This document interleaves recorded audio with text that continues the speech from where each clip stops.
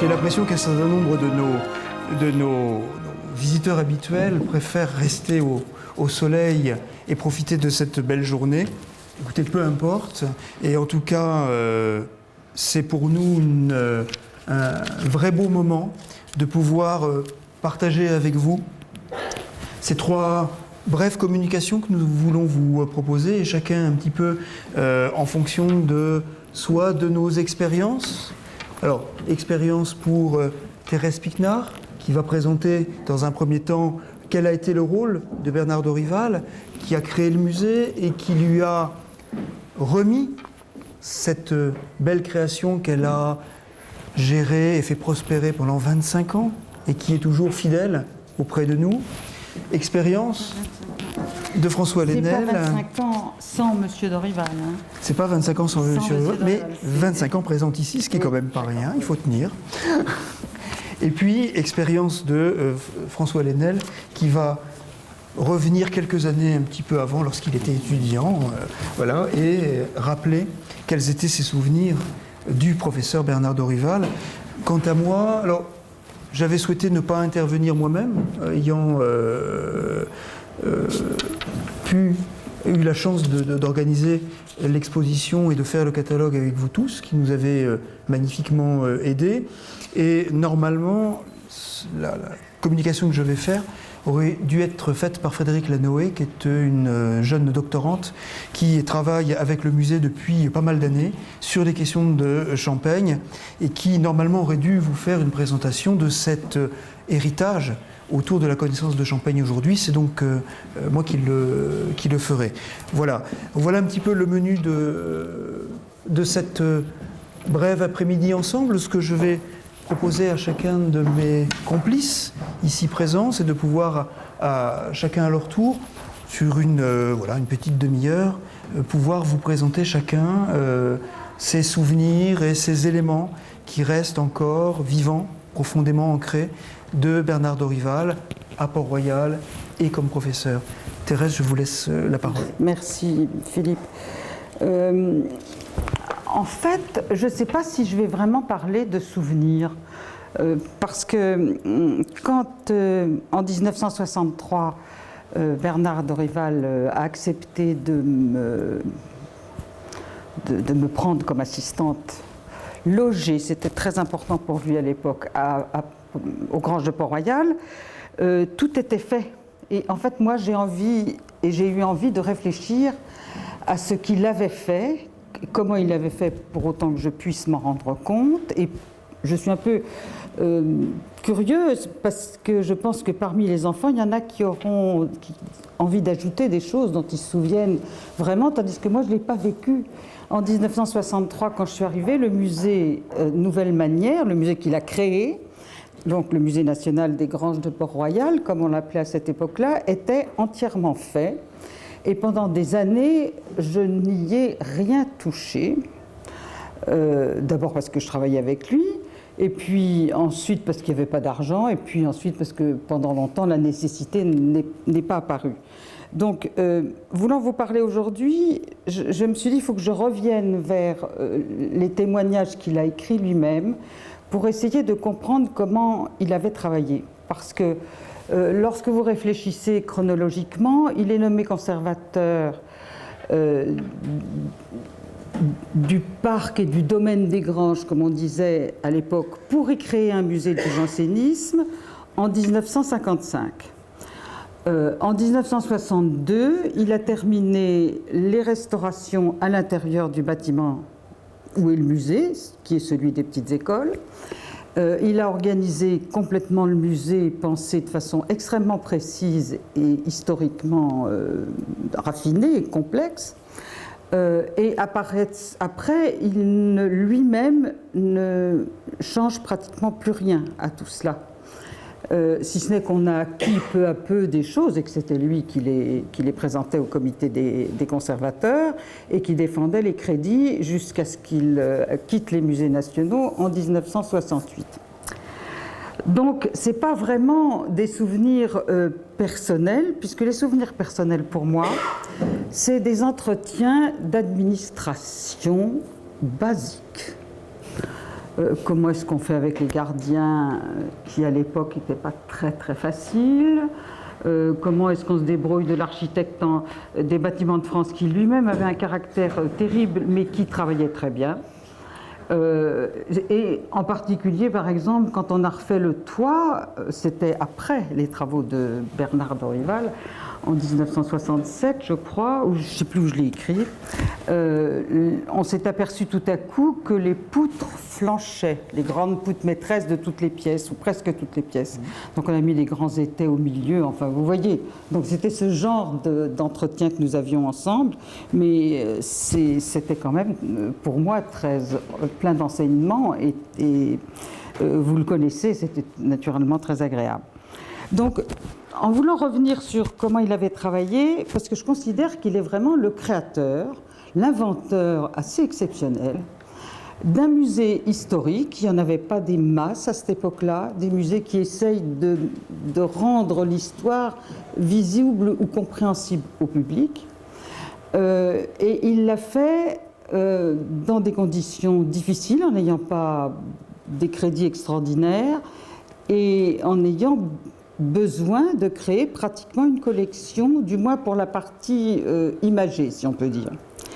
Et je me suis revenue simplement vers un très bel article qu'on ne lit pas assez de lui, qui est dans le bulletin de la Société de Port-Royal en 1953, qui s'appelle « Recherche sur les granges de Port-Royal », et qu'il a résumé pratiquement dans l'introduction du guide du visiteur.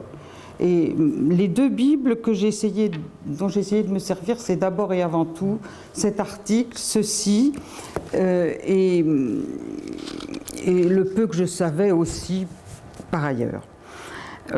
Mais parce que Bernard Dorival, à ce moment-là, il est à la fois historien d'art, dans ses recherches, il est muséographe parce qu'il pense comment il va organiser ce musée, ce qui n'était pas si facile. Et en plus, il est obligé aussi, lui, de se battre administrativement, de voir comment ça fonctionnait ici du point de vue pratique. En somme, c'est un vrai conservateur du patrimoine, et un grand conservateur du patrimoine, selon, comment dire, un profil de conservateur du patrimoine, qui est en train de disparaître, Philippe? Oui, hélas. Ou qui est un peu moins bien vu que pendant... Ça paraissait normal presque à l'époque, mais lui, il a beaucoup travaillé. Alors, je rappelle simplement que c'est seulement en juin 1952 que l'État achète le parc des Granges avec ce qu'on appelle le Château Neuf et le bâtiment des petites écoles, dont on n'était pas sûr que c'était le bâtiment des petites écoles à l'époque. Et c'est seulement en 1955 que c'est affecté à la direction des musées de France et que, en février 1955, Bernard Dorival est chargé de créer un musée du jansénisme. Il en est chargé de l'organisation et de la conservation de ce nouveau musée. Alors, il est évident, c'est là qu'on va retrouver l'exposition Philippe de Champagne à l'Orangerie des Tuileries, que Bernard Dorival organise, dont il fait le catalogue, etc. En 1952, c'était un véritable succès. Et il est évident que c'est pour ça qu'il est nommé conservateur du musée des Granges, et sans doute, peut-être, moi je pense, des interrogations sur ce que, historiquement parlant, ça pouvait représenter. C'est pour ça que je parle de cet article « Recherche sur les Granges » publié dans le bulletin de la Société des Amis de Port-Royal en 1956, j'ai retrouvé la date, et qui montre bien qu'il a commencé parallèlement à toutes sortes d'autres travaux, et au Musée national d'art moderne, et même pour les Granges. Il a beaucoup travaillé pour être sûr des caractéristiques historiques du bâtiment où il allait intervenir. tout ça, je vous rappelle que depuis très longtemps, déjà dès le XVIIIe siècle, et ça a été rajouté au XIXe siècle, le bâtiment où est le musée, qui est pour nous évidemment le bâtiment des petites écoles, était considéré aussi comme le logis des solitaires. Il y avait eu beaucoup de légendes, de transformations par des propriétaires du XIXe qui considéraient qu'il y avait des différentes petites cellules. Il y avait une cellule de Pascal, une cuisine, une bibliothèque des solitaires que Bernard de Rival a pensé à conserver. Ça, j'en reparlerai. Donc, il a fait de grandes relectures des textes du XVIIe et du XVIIIe port-royalistes qui sont très importants et quelquefois très détaillés, même si peu à peu, ils ont glissé vers cette déformation, d'oublier que le bâtiment en question était la maison des petites écoles pour en faire la maison le logis des solitaires. Donc, c'est une étude très précise, très historique des textes anciens qu'il a mis dans le bon ordre et où il est chaque fois arrivé à retrouver comment la déformation s'était faite. Donc, à partir de ce moment-là, il était assez sûr de lui. Là-dessus, là je veux bien la prochaine, il s'est penché sur les documents, les images, si on peut dire, c'est la mère Angélique. Et là, c'est toute sa connaissance de l'œuvre de Philippe de Champagne qui, en se penchant sur le portrait de la mère Angélique qui est au Louvre, il a conforté son opinion sur le logis des solitaires. Il l'a conforté en regardant le double portrait de la mère Angélique et de la mère Agnès, qui n'est pas de Philippe de Champagne, qui est sans doute de Jean-Baptiste, mais on voit bien très bien comment Jean-Baptiste a fait un montage entre le grand portrait de la mère Angélique et au moins pour le portrait lui-même, la figure de la mère Agnès dans l'ex-voto de 1662, mais il illustre aussi la colline des Granges telle qu'elle était au moment où il a peint. Alors ça, je suis perdue dans les dates. Là, je sais 1654. À ce moment-là ? Oui. Bon, d'accord. Et il y a la vigne, mais je ne vais pas vous parler du problème de la vigne sur le coteau, pas sur le coteau, etc. Le travail du conservateur, c'était d'être tout à fait sûr du bâtiment dans lequel il intervenait. Il allait intervenir pour créer son musée.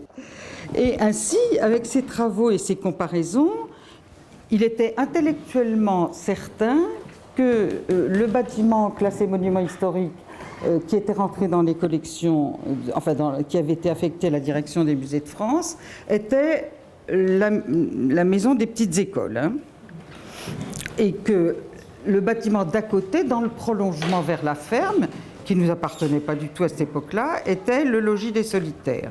Et ça, la démonstration est claire. Maintenant qu'on le sait, c'est ça. Ça paraît absolument évident. Je pense qu'avant lui, Augustin Gazier l'avait déjà fait, mais sans le publier. Et en fait, profondément, l'article, je crois que le classement monument historique qui intervient avant l'acquisition par l'État dit bien le logis des solitaires. Mais c'était pas... J'ai retrouvé ça tout à l'autre jour. Mais c'était pas... Comment dire, la plupart des gens ne le savaient pas.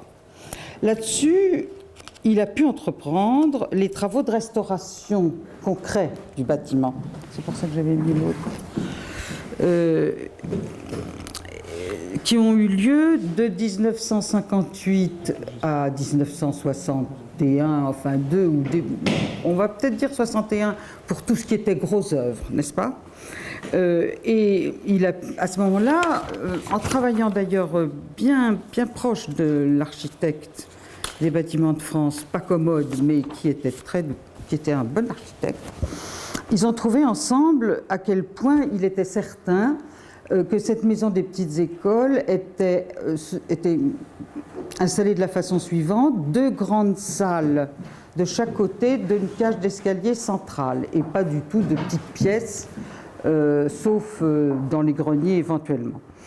Et à ce moment-là, les sondages de l'architecte ont permis de confirmer la chose, de confirmer aussi que si on faisait tomber tous les plâtras, tous les faux plafonds, on retrouvait les poutres anciennes, tous les plafonds anciens, quelquefois en tellement mauvais état qu'il a fallu remplacer certaines poutres en essayant de les rendre à l'identique, et celles qui étaient sauvables, on va dire, ont été armées de fer.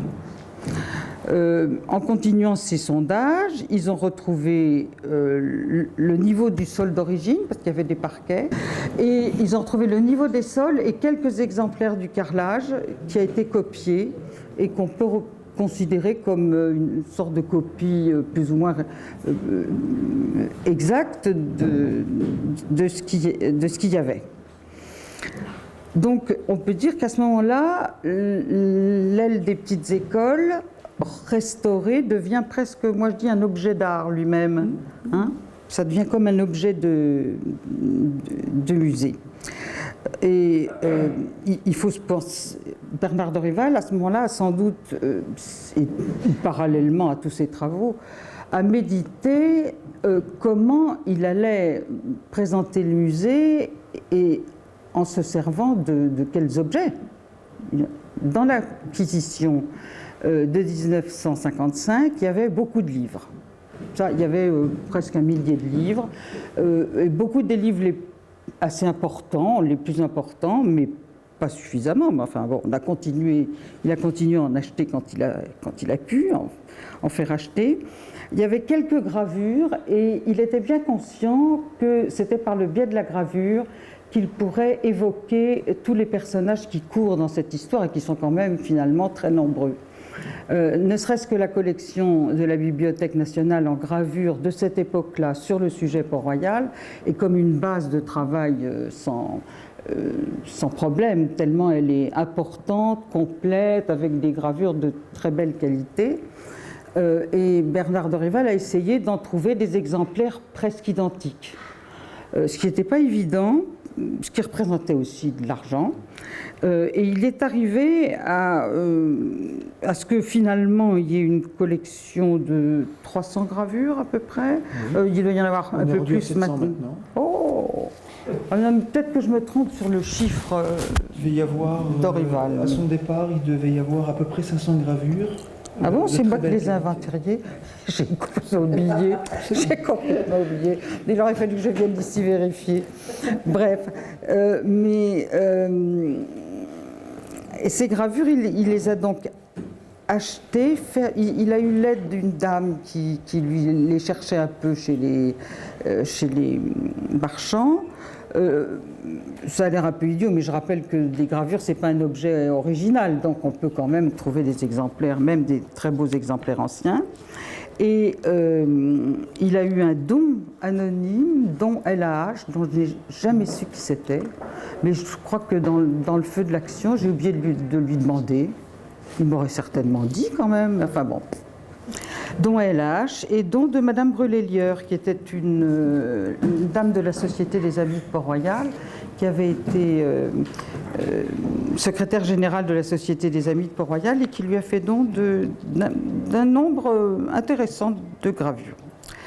Mais naturellement, ce que Bernard de Rival aurait voulu le plus savoir, c'est quand même des peintures de temps en temps. Il n'en a acheté qu'une importante, c'est la tête de Saint-Jean-Baptiste de l'école de Philippe de Champagne, qui a peut-être appartenu à Saint-Cyran. À une époque, il a eu un petit dépôt du musée de Versailles, du musée historique de Versailles, qu'il n'a pas voulu garder, qu'il a rendu. Et à ce moment-là, il a essayé de demander au Louvre de lui déposer au moins le portrait de la mère Angélique. Je pense qu'il n'a pas osé. Enfin, l'ex-voto de 1662, il l'a évoqué, mais en sachant très bien que ce n'était pas possible. Pour Versailles, il aurait pu avoir la série des gouaches dites de Madeleine Orthomez, de Madeleine de Boulogne, mais tout ça lui a été refusé. De toute façon, ça c'est un peu pour la petite histoire, dans cette période-là, il y a une très grande opposition à l'intérieur des conservateurs de musées à la nomination de Gérald van der Kemp à la direction du musée de Versailles. Alors il y avait les pour et il y avait les contre. Au comité des conservateurs, on se parlait plus ou moins selon cette ce problème-là. Et je pense que Bernard de Rival a tout à coup décidé, non, je vais me débrouiller tout seul, comme je peux, et tant pis pour les musées nationaux. Ce qui est, enfin, c'est un scandale que le Louvre ne soit pas capable de prêter au moins le portrait de la mère Angélique, qui est pratiquement jamais exposé. Ce qu'on peut comprendre, mais il ne peut servir qu'à remplacer un trou une fois de temps en temps, donc il serait beaucoup mieux ici, où il serait vu tout le temps. Bon, bref. Donc c'est là que... Pardon ? Je le pense. Oui, oui, j'étais sûre qu'il le pensait, donc je ne me sentais pas gênée.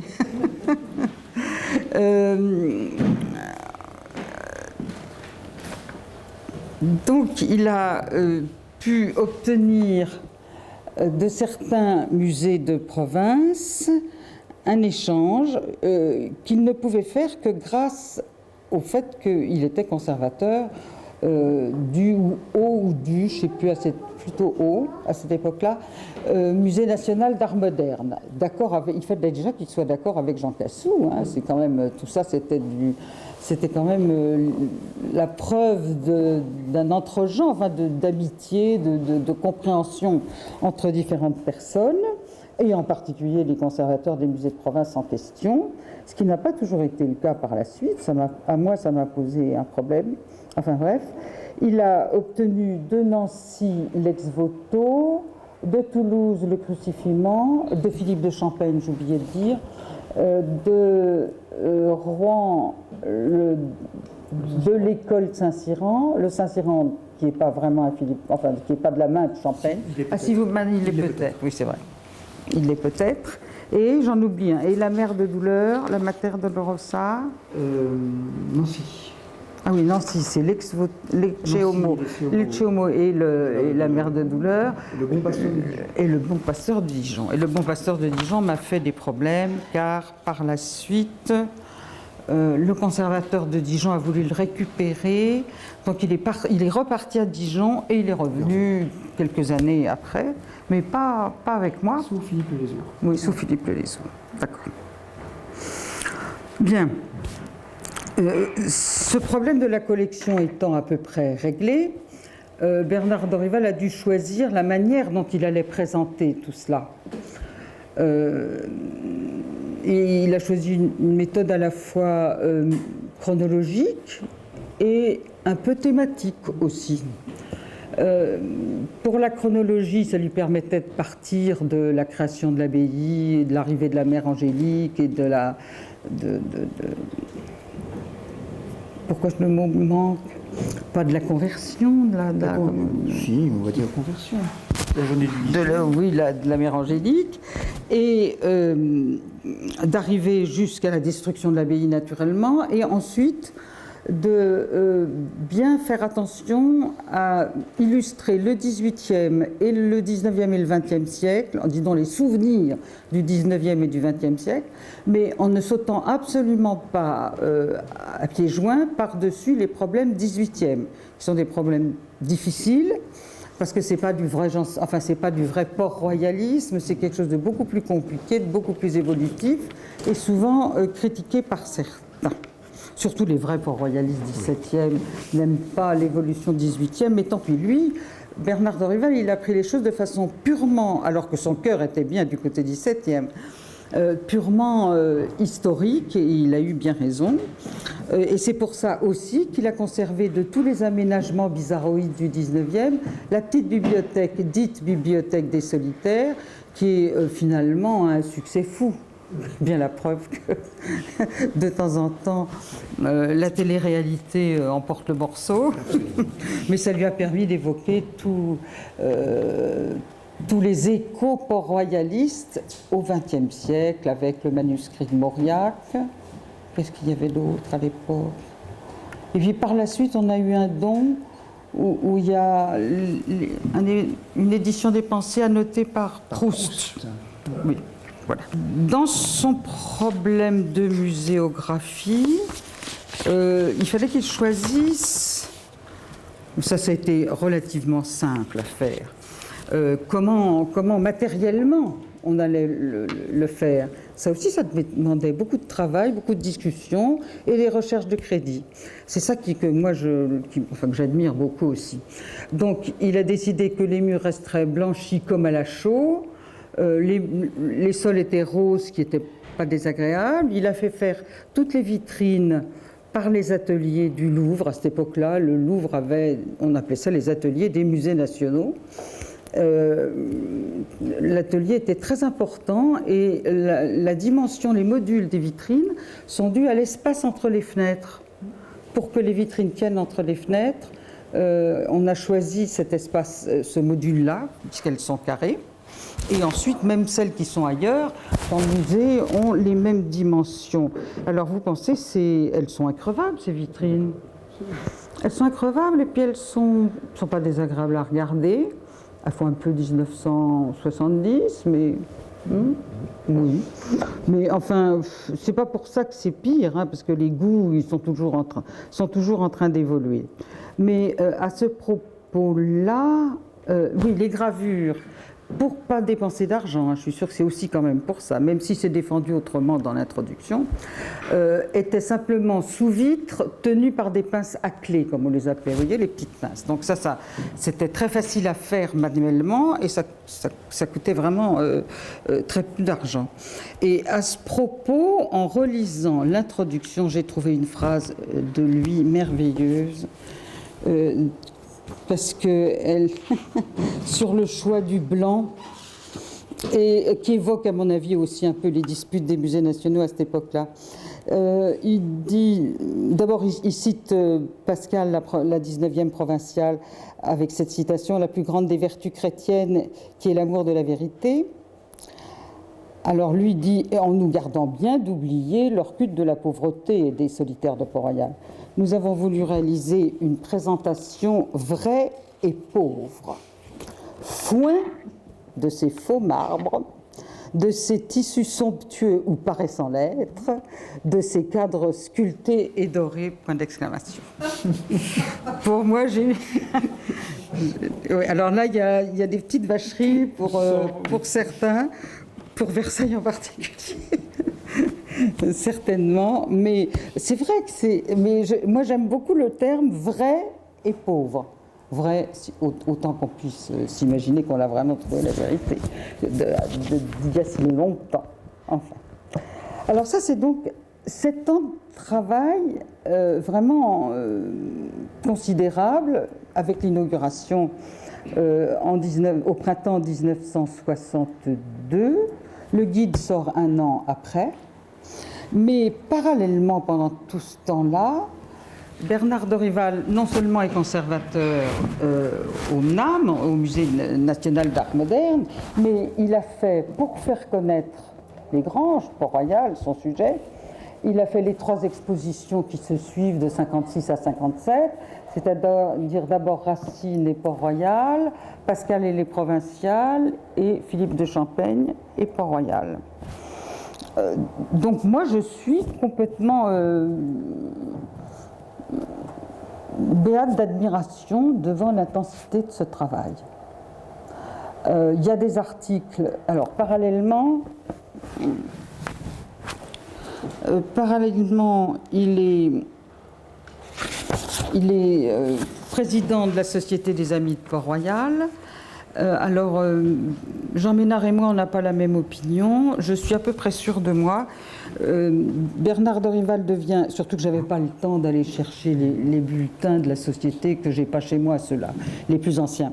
Bernard Dorival ne peut devenir président de la Société des Amis de Port-Royal qu'à l'Assemblée générale de début 1954, puisqu'il succède, ça on en est tout à fait sûr, à Charles Moréchaux-Beaupré, conservateur du château de Versailles, qui était mort accidentellement en avril 1953. Et il le reste jusqu'en 1976 compris. et donc, le fait qu'il soit à la fois, je pense ça profondément, parce que vous m'aviez demandé d'essayer de réfléchir sur son rôle de président de la Société des Amis de Port-Royal. Et finalement, je me suis dit, à force de réfléchir, que les deux avaient été intimement liés dans son travail, dans sa réflexion, et que j'ai du mal un petit peu à les séparer, d'autant plus qu'il publiait de temps en temps, pas seulement l'article dont je vous ai parlé, mais dans le bulletin des Amis de Port-Royal. Mais il y a eu deux grandes manifestations pendant ces années-là, les très importantes manifestations pour le tricentenaire de la mort de Pascal en 1962, avec une pièce de théâtre, un concert, toutes sortes d'activités importantes dans la cour de la ferme.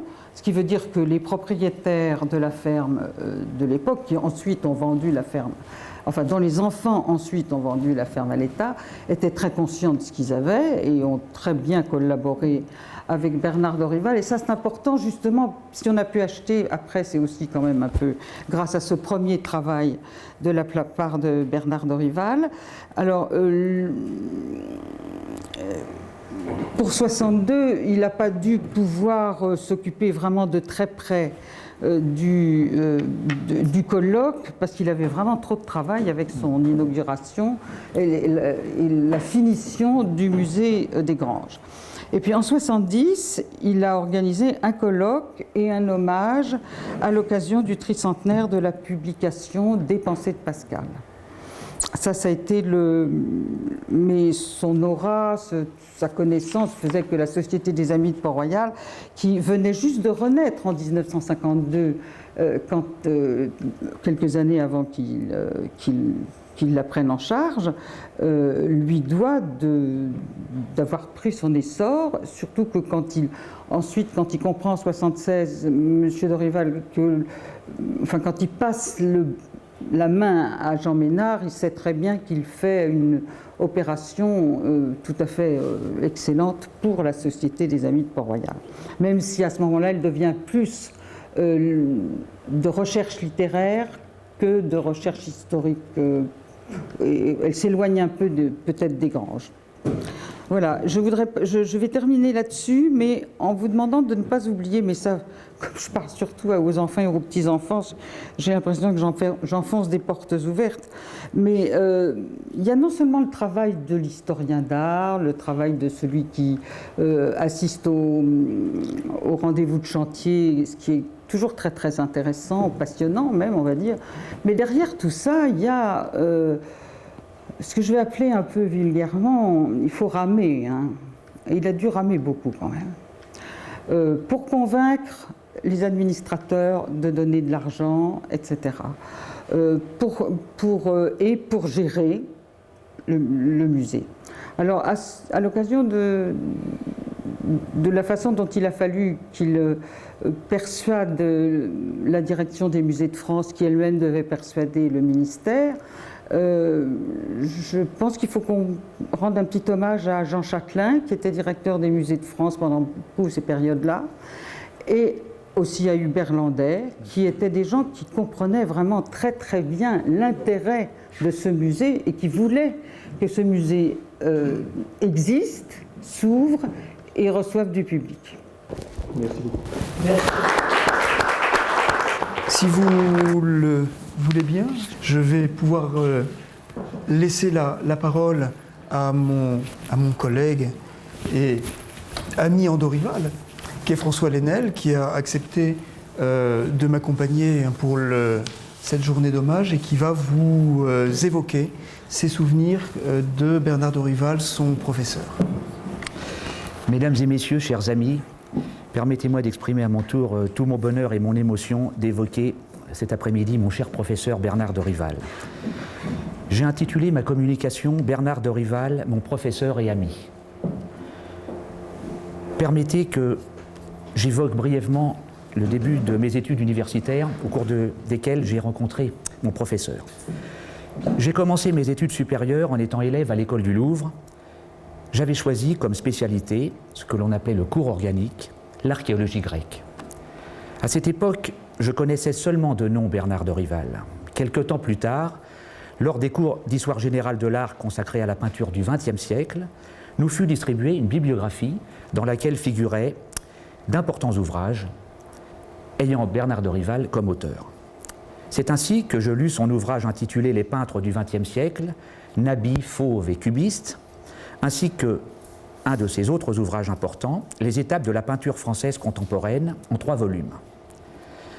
De Bernard de Rival, je savais essentiellement qu'il avait été reçu très jeune à l'agrégation de lettres classiques, qu'il avait enseigné en tant que jeune conservateur de musée l'histoire de la peinture française moderne à l'école du Louvre, et qu'il avait brillamment contribué comme conservateur, aux côtés de Jean Cassou, à faire du Musée national d'art moderne à Paris une institution de réputation internationale par l'importance et la qualité de ses collections.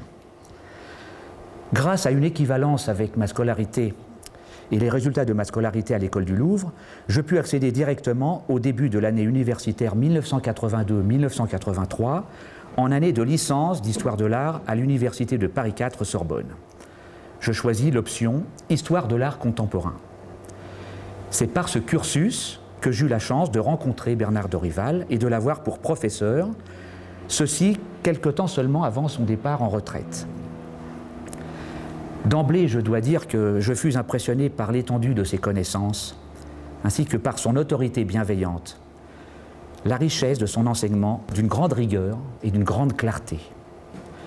Je souhaiterais à ce propos expliciter ces caractéristiques propres à l'enseignement du professeur Bernard de Rival, telles que j'ai pu les apprécier, à savoir la richesse de connaissances dispensées grâce à d'éminentes qualités oratoires et servies par un discours d'une remarquable clarté, et l'originalité, il faut bien le souligner, de son enseignement. Première caractéristique donc, la richesse des connaissances servies par un discours d'une grande clarté.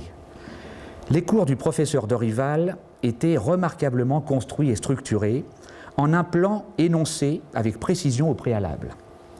Ils avaient à l'évidence fait l'objet d'un long travail de préparation et de recherche, tant pour les textes que pour les illustrations. De très nombreuses diapositives étaient projetées en séance.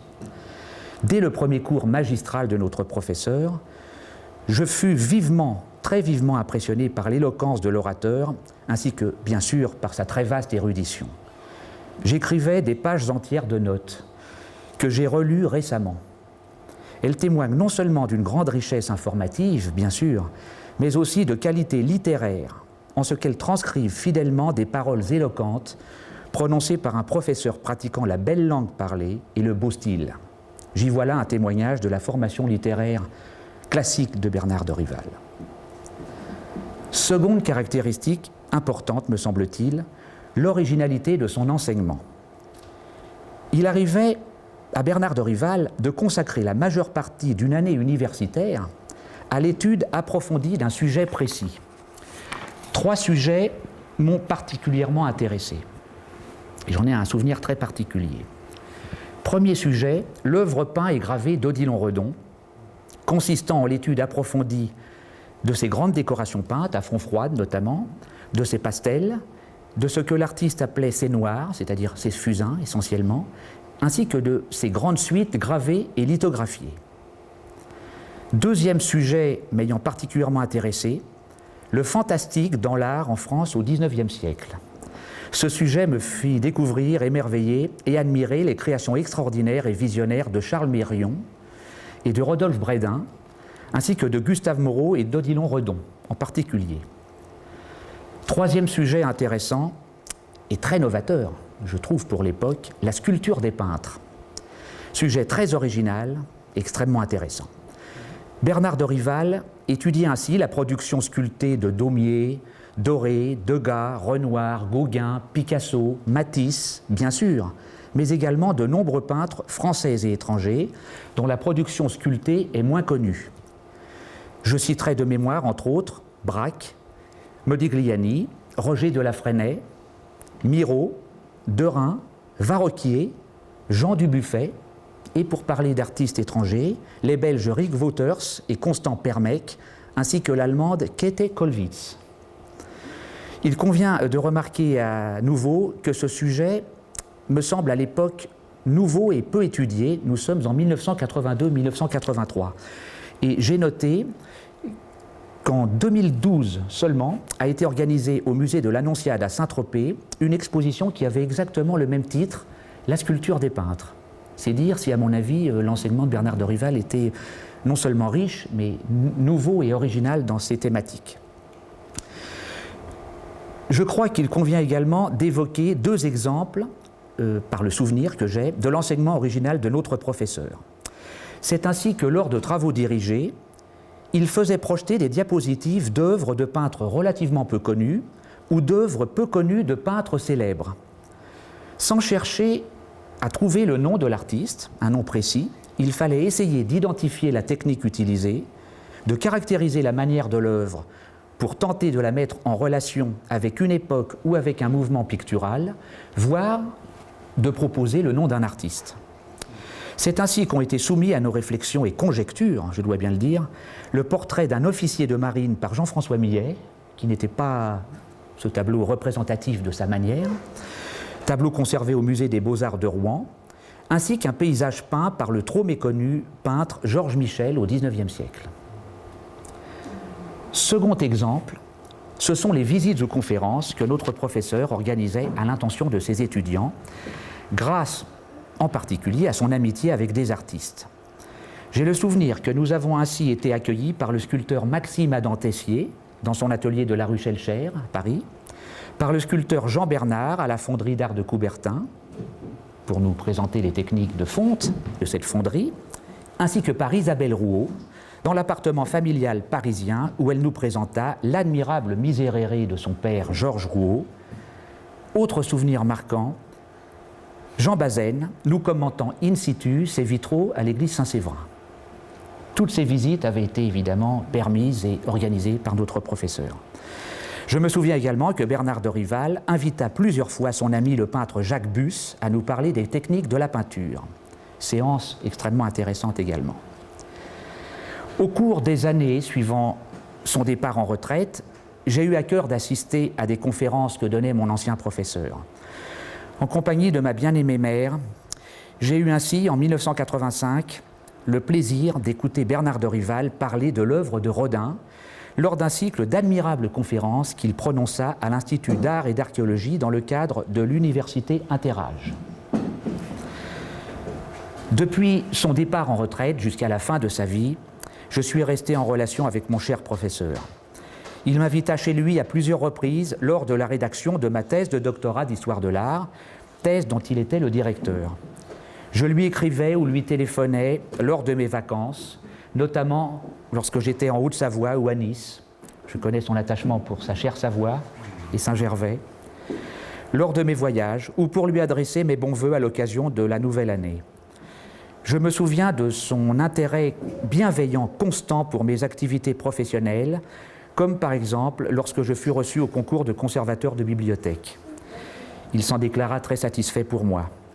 Par la suite, il me fit toujours part de sa satisfaction lors de mes nominations en divers postes. J'ai un autre souvenir, parmi tant d'autres, du bienveillant intérêt de Bernard de Rival à mon égard. Et c'est un souvenir qui est d'ordre personnel. Mes origines paternelles suédoises l'avaient particulièrement intéressé. Nous discutions à ce sujet souvent de littérature suédoise, en particulier de Strindberg, dont il goûtait infiniment l'œuvre, ainsi que de l'art suédois ou de l'art en Suède. Bernard de Rival m'apprit à ce sujet que son grand-père maternel, Alfred Beurdeley, avait légué à la Bibliothèque nationale de France sa collection de gravures d'Anders Zorn, graveur et peintre suédois né en Dalecarlie, région de Suède, d'où la famille de mon père est originaire. Et Anders Zorn est encore actuellement l'un des grands artistes, particulièrement de Dalecarlie, cette région qui est en quelque sorte le conservatoire des traditions suédoises. Je pourrais bien évidemment parler davantage, toujours plus, de Bernard de Rival, professeur d'université. En guise de conclusion, trop brève, j'en ai bien conscience, j'ai à cœur de dire que ma rencontre avec mon cher et vénéré professeur a orienté mes études universitaires. Non seulement ses écrits sur Georges Rouault ont accru mon intérêt déjà vif pour cet artiste, mais c'est Bernard de Rival qui m'a amené par le choix du sujet de ma thèse de doctorat à me spécialiser dans l'art sacré en France au XXe siècle. Sa personnalité, bien évidemment, m'a marqué. Il reste vraiment toujours présent dans mon souvenir et dans mon cœur. Pour évoquer son parcours professionnel, ce qui m'a surtout semblé significatif, c'est son accomplissement et sa cohérence. Le conservateur de musée, qui a été un acteur et un témoin important et privilégié de la vie artistique au XXe siècle en France, a souhaité ensuite transmettre, en tant que professeur, ses connaissances à ses jeunes étudiants. Transmission des connaissances. Autant que ses qualités intellectuelles, j'ai hautement apprécié et infiniment apprécié les qualités humaines et morales de mon professeur. Qualités essentielles que sont la droiture, la bonté, la bienveillance, la simplicité et la sagesse. Ce chrétien possédait véritablement l'intelligence du cœur, selon l'expression de Blaise Pascal dont il connaissait si bien et admirait tant l'œuvre. Je crois pouvoir dire avec beaucoup d'émotion que Bernard de Rival m'aimait bien et qu'il a été touché par ma fidélité à sa personne. Il m'a fait l'honneur de son amitié. J'ai toujours eu pour lui des sentiments d'affectueux respect. Et il demeure présent et vivant dans mon souvenir reconnaissant.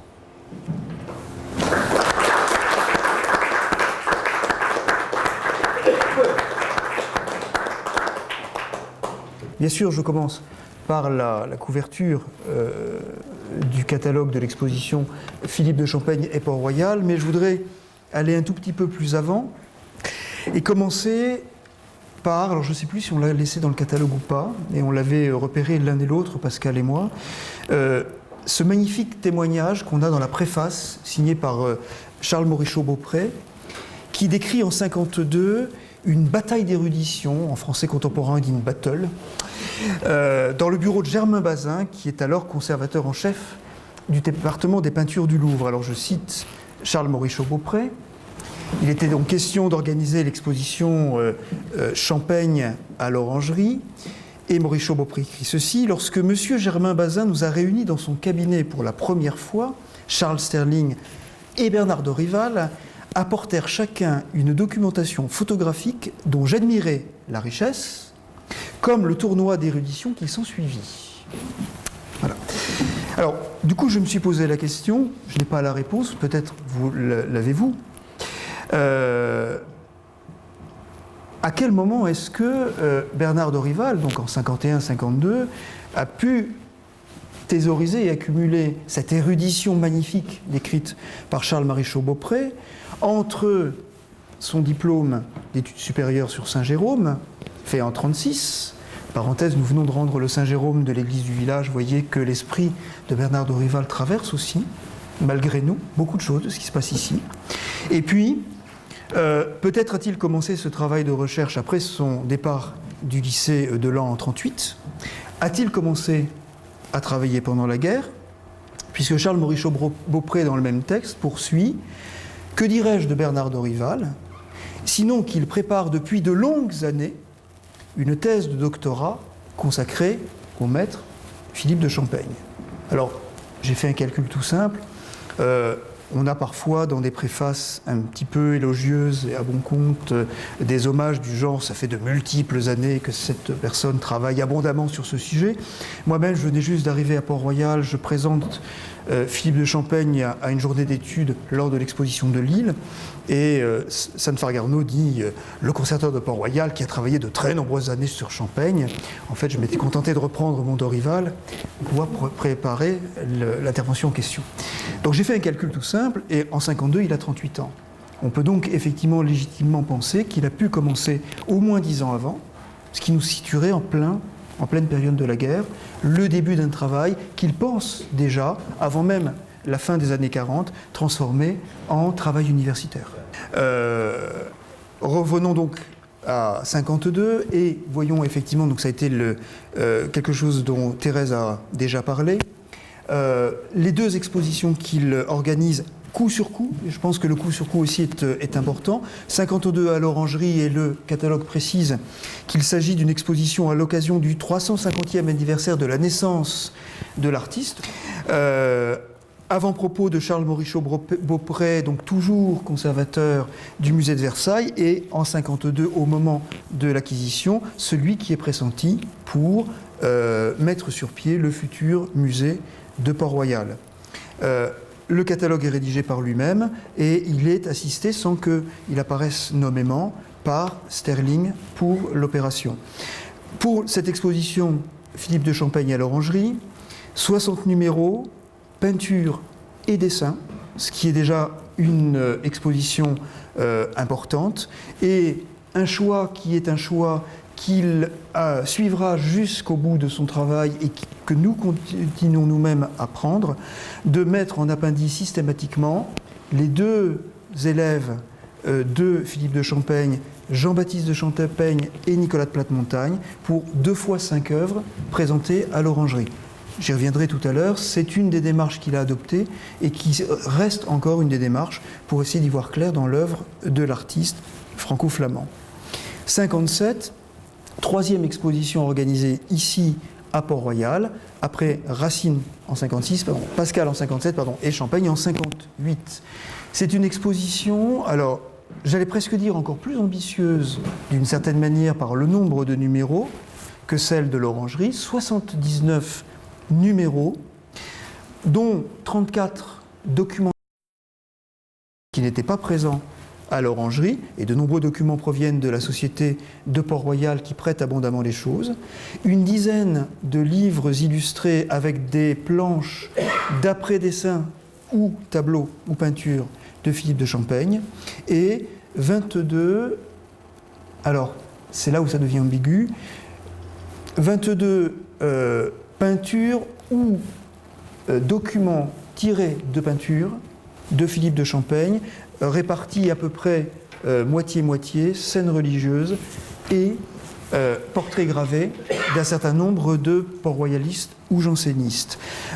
On est sur une sorte de point de bascule qui, à mon avis, fait de l'exposition Champaigne, ici à Port-Royal, la matrice de ce qu'il va imaginer comme exposition pour le musée des Granges de Port-Royal, c'est-à-dire cette idée qu'on sort d'une exposition strictement de peinture pour réussir à faire intervenir ensemble documents, imprimés, gravures, ouvrages, avec la peinture, pour créer un discours historique complet, ce qui apparaît très clairement dès 1957 dans cette exposition.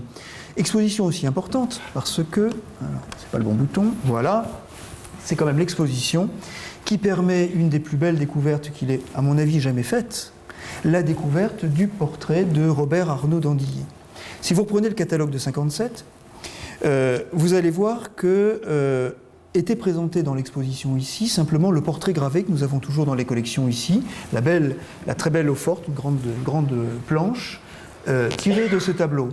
Et le commentaire du catalogue dit simplement voici Robert Arnauld d'Andilly âgé, notice biographique sur la présence de Bernard d'Andilly comme vieux solitaire, vieux sage, retiré aux Granges de Port-Royal, et un simple commentaire, nous ignorons à quel endroit se trouve situé ce tableau.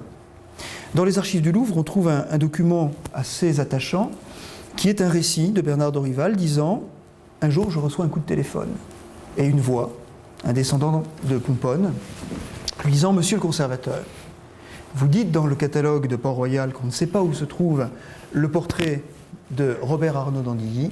Venez, il est dans notre salon, venez le voir. » C'est ainsi que, grâce à l'exposition de 1958, Bernard d'Orival découvre ce tableau qu'il piste d'une certaine manière et qui sera acheté bien plus tard, en 1979, et non affecté au musée des Granges de Port-Royal, ce qui reste le deuxième scandale.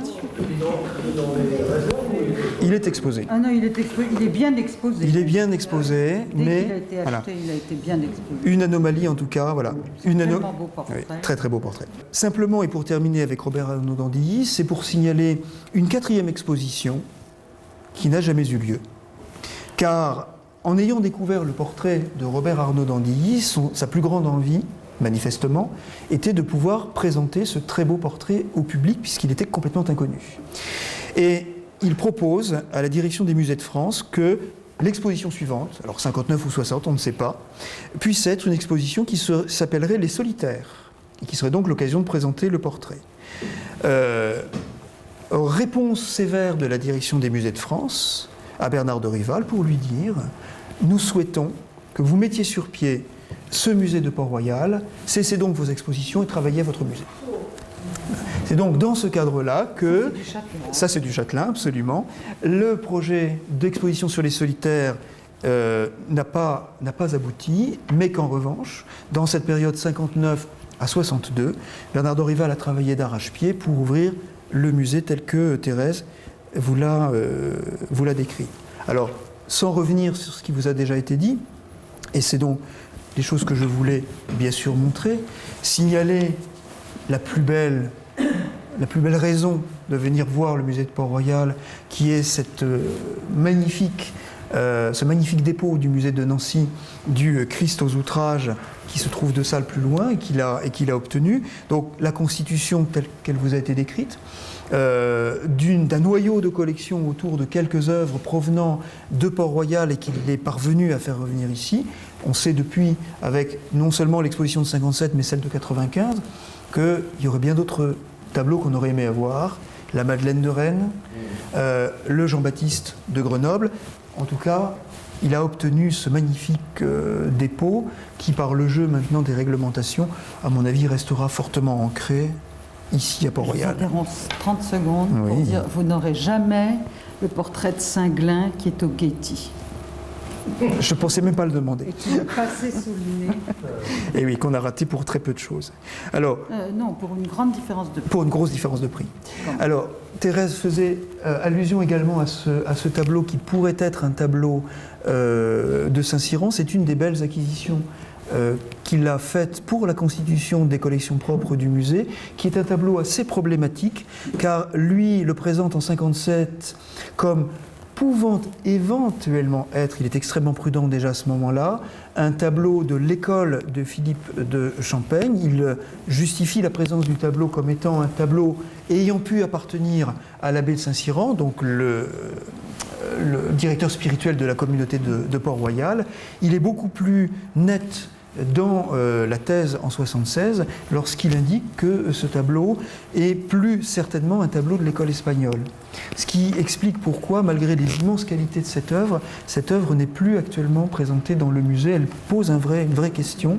Il y a sans doute une astuce à trouver dans la muséographie future pour pouvoir représenter ce tableau aussi bien comme une étape dans la constitution du savoir sur cette peinture religieuse du XVIIe siècle que un élément constitutif de cette spiritualité vibrante et brûlante de Saint-Cyran en marge de la spiritualité de Port-Royal. Et puis, j'avais également choisi ce troisième exemple pour illustrer quelque chose qui a été aussi abordé par Thérèse, la difficulté de constituer une collection digne de ce nom par une réaffectation des œuvres publiques de l'État autour de Champaigne et de Port-Royal ici. Ici, vous avez le portrait de Mère Angélique de 1648.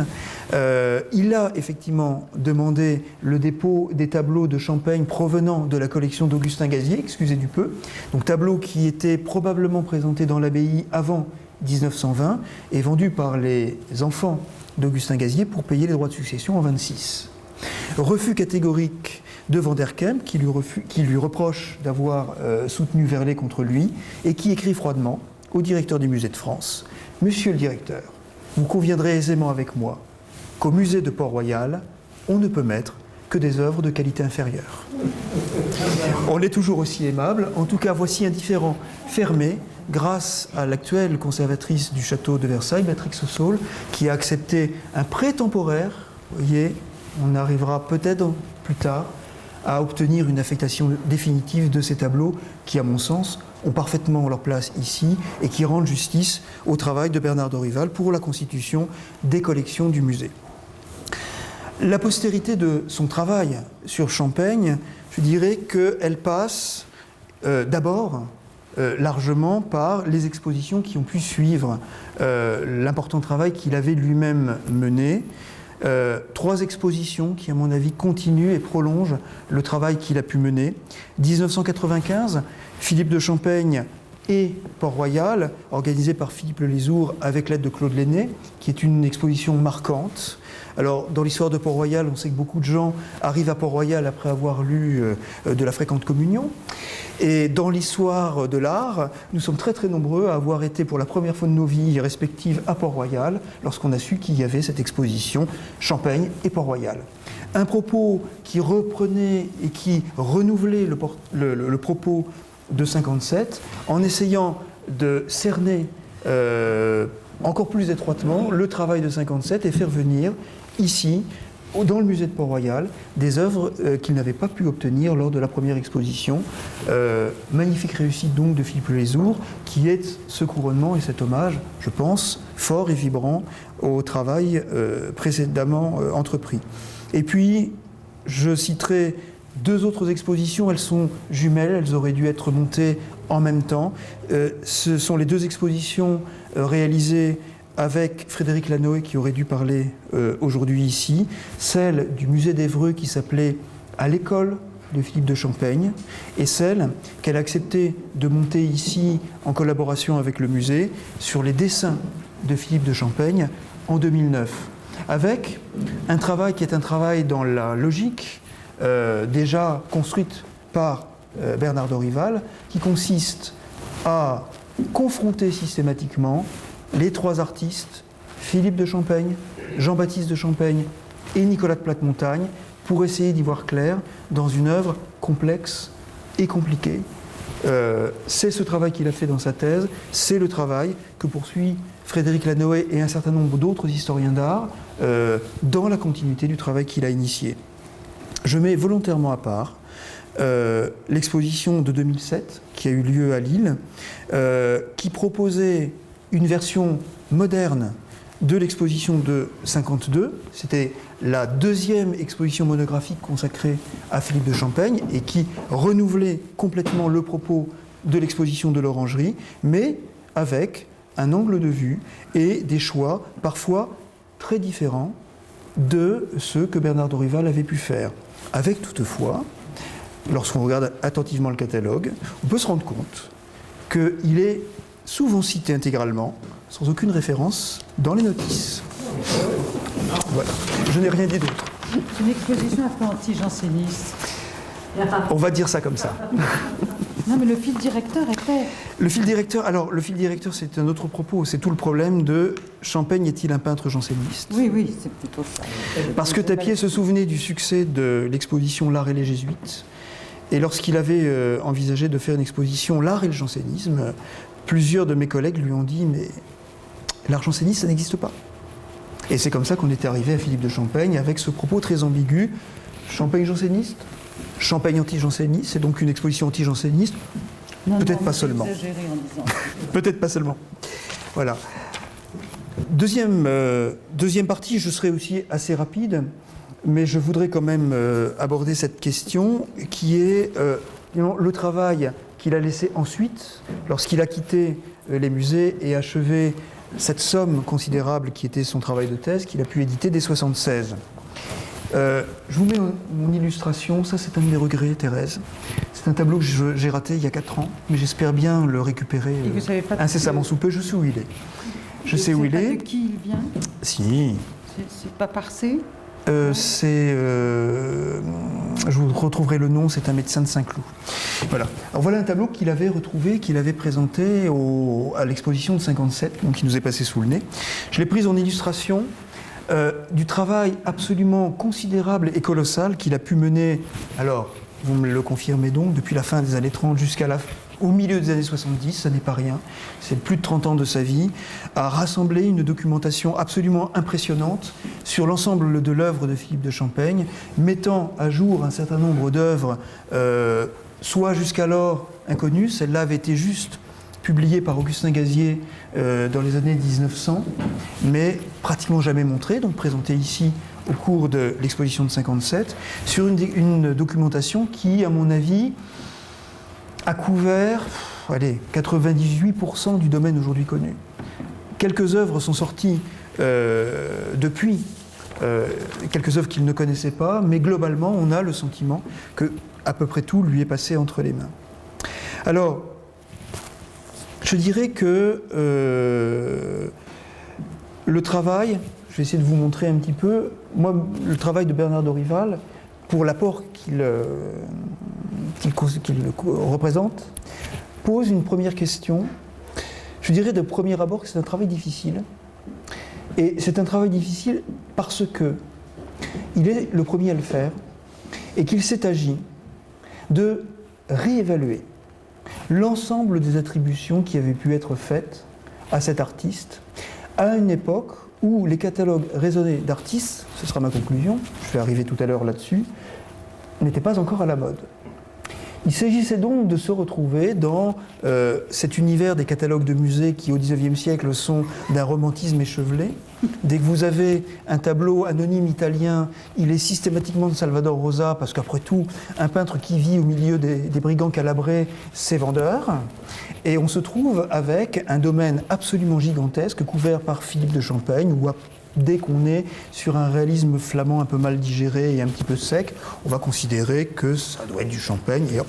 Donc on arrive à une œuvre absolument colossale, on a presque 2000 numéros, et 2000 numéros, si on feuillette de manière un petit peu distraite ce travail, on se dit, on est face à un océan Champaigne, comment est-ce qu'on va s'y retrouver? Lorsqu'on commence à regarder avec beaucoup d'attention l'ensemble des notices, on se rend compte que lui-même a déjà fait un travail colossal que les historiens d'art n'ont pas fini aujourd'hui, de pouvoir réussir à avoir un regard critique suffisamment poussé pour pouvoir, d'entrée de jeu, dire je mets cette œuvre dans le catalogue, mais simplement pour dire que je ne crois pas qu'il s'agisse d'une œuvre de Champaigne, et voici mes raisons. C'est-à-dire une œuvre analytique qui dépasse très largement le simple catalogue raisonné de l'œuvre artistique de Champaigne, mais presque une sorte de catalogue historiographique de l'œuvre peinte, et c'est ça sans doute qui le rend d'abord difficile d'accès, mais qui le rend aussi riche et aussi indépassable aujourd'hui, quoi qu'en dise Didier Rickner. Alors, une interrogation. Oui, Didier Rickner le trouve démodé, mais il ne l'a pas lu. Voilà.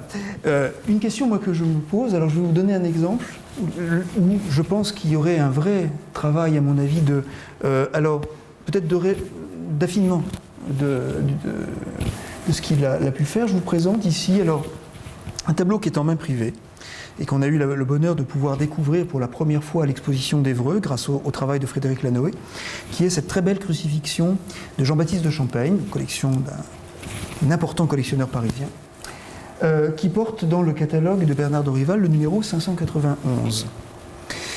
En général, lorsque les œuvres ne sont pas connues, localisées, elles apparaissent avec un numéro de catalogue dans le catalogue raisonné, en lieu et place de l'œuvre peinte. Et lorsque l'œuvre est connue, la gravure s'efface dans un champ qui est un champ œuvre en rapport, et on n'ira pas plus loin. Et voici que lorsque nous allons sur les heures de Port-Royal, un des ouvrages que je viens de racheter d'ailleurs, on ne l'avait pas dans la bibliothèque, voici que la Madeleine au pied de la croix porte le numéro Dorival 264. Vous voyez, je fais comme pour les opus. Numéro Dorival. Donc numéro Dorival, voici, je reviens en arrière, pour deux œuvres différentes, pour deux œuvres absolument communes. Une œuvre peinte et sa déclinaison gravée, deux numéros de catalogue. Il y a une vraie question, je crois, qui est le statut même de la gravure par rapport à l'œuvre de Champaigne. Avec un questionnement, l'œuvre peinte, l'œuvre dessinée, la gravure pouvant permettre l'attestation d'un dessin parfois inconnu, mais peut-être, et c'est peut-être une question qu'on se pose aujourd'hui beaucoup plus qu'on ne se l'a posée dans les années 60, la gravure comme fin en soi. Et l'idée même qu'une gravure n'est pas nécessairement ou forcément le signe d'une œuvre peinte existante, coexistante ou préexistante. Voilà, quelques points de questionnement, en tout cas une perspective que j'évoquais avec vous tout à l'heure en aparté, qui est, à mon avis, grâce à l'immense fonds que vous avez accepté de donner au musée de Port-Royal, un travail d'informatisation, de numérisation, de mise à jour et peut-être de réinterrogation ponctuelle de cette somme de travail absolument magnifique. La postérité littéraire, cette fois-ci de Champaigne, ça va aller très vite. Ça va aller très vite, je pense, puisque depuis 1976, on a eu plusieurs ouvrages effectivement sur Philippe de Champaigne, mais je pense qu'une fois de plus, rien, ou presque rien, ne remplacera l'abondant travail de 1976.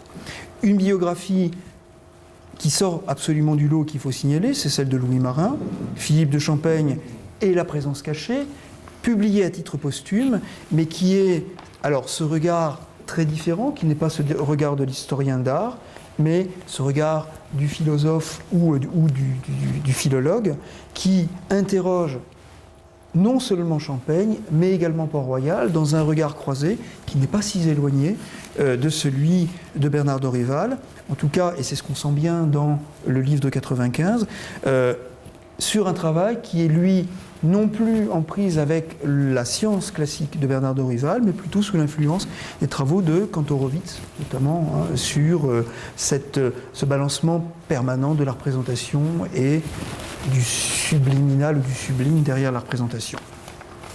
Une mention particulière pour un ouvrage qui a été publié également en 1995. Je pense que c'était probablement une des retombées ou une des conséquences de l'exposition de Philippe Lelézour, c'est le livre de José Gonçalves, sur lequel je voudrais revenir très rapidement, parce que c'est un livre très ambigu.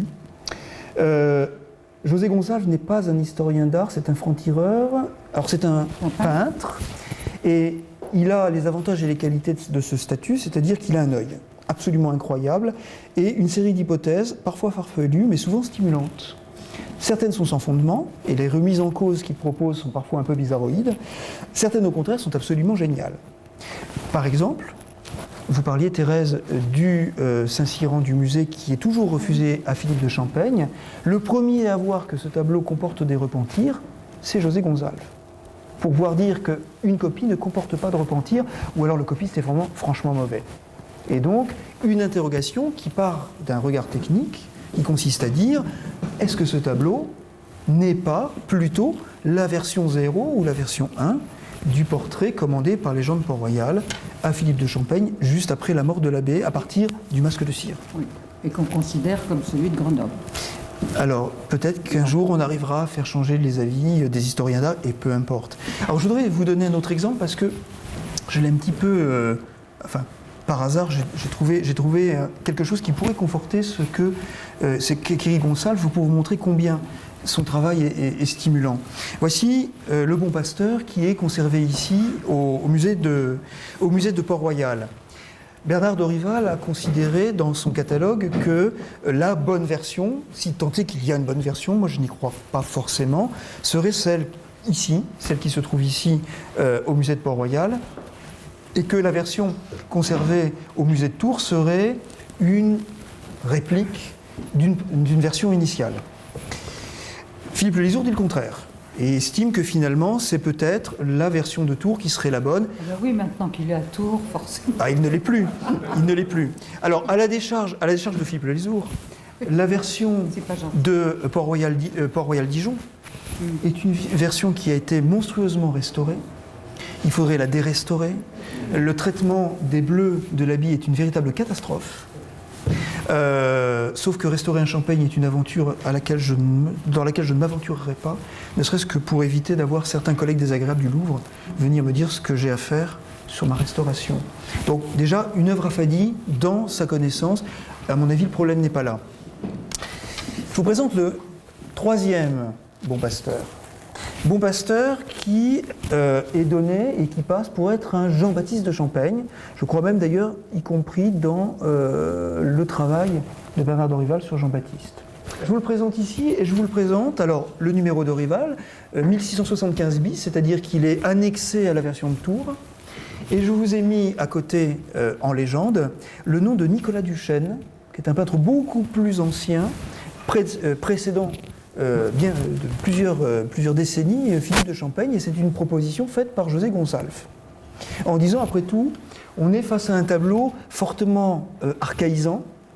Le cadrage serré évoque un panneau latéral de triptyque et on pourrait être sur une œuvre du début de la réforme catholique parisienne ou provinciale. Et puis, par hasard, sur un autre travail que je mène actuellement pour un projet d'exposition ici, voici ce que je trouve.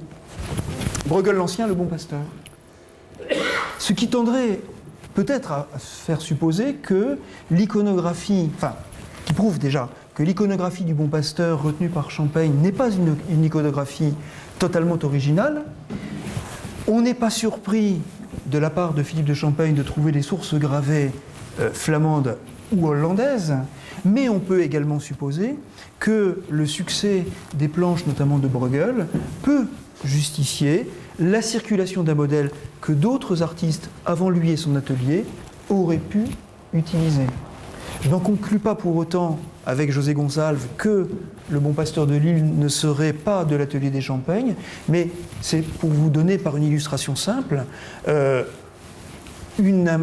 sentiment, une sensation que finalement, dans la méthode, il y a sans doute des choses à tirer pour réussir à y voir toujours un petit peu plus clair sur cette production.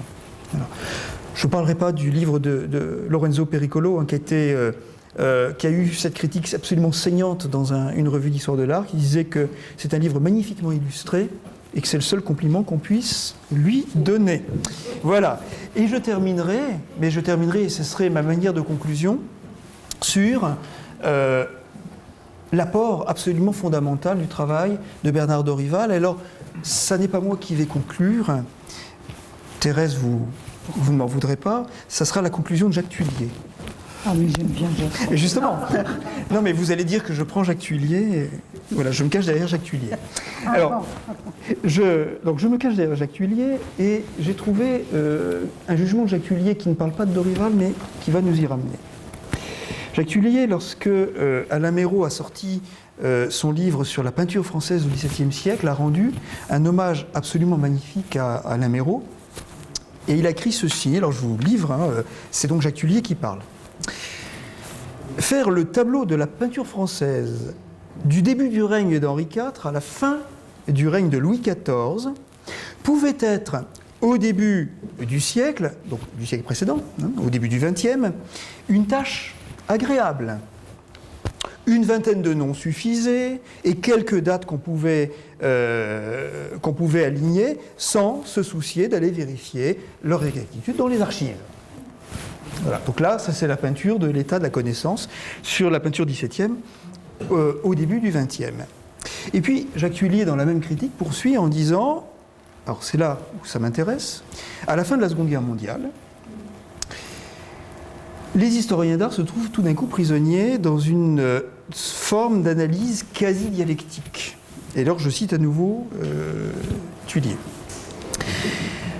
L'histoire de l'art du XVIIe siècle, après la Seconde Guerre mondiale, c'est l'affrontement entre un art monarchique et catholique, avant tout soucieux d'assujettir les masses, on sent le crypto-marxisme, et qui avait opté pour la grande rhétorique du baroque, élaborée par la cour papale de la contre-réforme, c'est d'un côté, et d'un autre côté, d'autre part, un art bourgeois, janséniste, lorsqu'il n'était pas protestant, soucieux de rejeter ce lyrisme aveugle et d'introduire partout la réflexion et la mesure qui étaient à la source de son pouvoir naissant, soit ce qu'on appelait le classicisme français. La dialectique de l'histoire de l'art, au moment où Bernard Dorival écrit et achève son travail sur Champaigne, c'est donc ce vieil antagonisme du baroque et du classique, antagonisme porté notamment par Victor-Louis Tapier en 1957, dans le livre du même titre, antagonisme qui, au moins en histoire de l'art, s'est écroulé purement et simplement assez peu d'années après, puisque aujourd'hui on ne parle absolument plus de cet antagonisme. Et c'est là où finalement Thuillier rend hommage au travail de Bernard Dorival, ce qui a permis de sortir de cette dichotomie baroque et classicisme, c'est peut-être la masse des études fondées sur les archives, les grandes expositions monographiques, Poussin, Lebrun, Latour, Le Nain, la lyre, et des monographies quasi exhaustives, dont Champaigne, et c'est moi qui ajoute, constitue l'un des premiers grands exemples dans l'histoire de l'art. Je vous remercie.